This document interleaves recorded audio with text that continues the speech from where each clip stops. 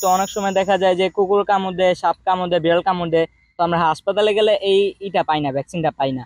তো এখানে যদি ভ্যাকসিন প্ল্যানটা হয়, এটা যখন কাজটা শুরু হবে, তখন আমরা যে পুরা দেশে যখন এটা ছড়াবে ওষুধটা, তখন যে কোনো হাসপাতালে গেলে আমরা ভ্যাকসিনটা অবশ্যই পাবো। এখানে একটা ভ্যাকসিন প্ল্যান হইতেছে বা হবে, আর এটা আমাদের দেশের জন্য উপকারী এবং আমাদের জেলা ভিত্তিক যে আমরা আছি যারা, আমাদের জন্য অনেক খুশির একটা সংবাদ। আমাদের দেশে একটা ওষুধের প্রকল্প হবে, বাইরের দেশ থেকে আর আমাদের ওষুধ আনতে হবে না। এটা শুনে খুবই খুশি হলাম। 40 একর জমির উপরে তো এনে ফ্যাক্টরি করবে মেডিসিনের।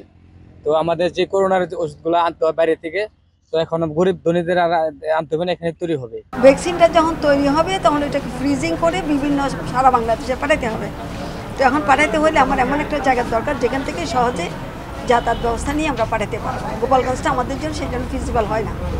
আর এখানে যে বানাবো এগুলোর জন্য আমাদের যে সমস্ত টেকনোলজি লাগবে, যে বিশেষজ্ঞ লাগবে, তাদেরকেই সবসময় ওখানে নিয়ে যাওয়া এটা সম্ভব হবে না। সেই কারণে আমরা এখানে করার কথা চেষ্টা করছি এবং এখানে আমরা 40 একর জমি আমরা ওনাদের কাছ থেকে নিয়েছি।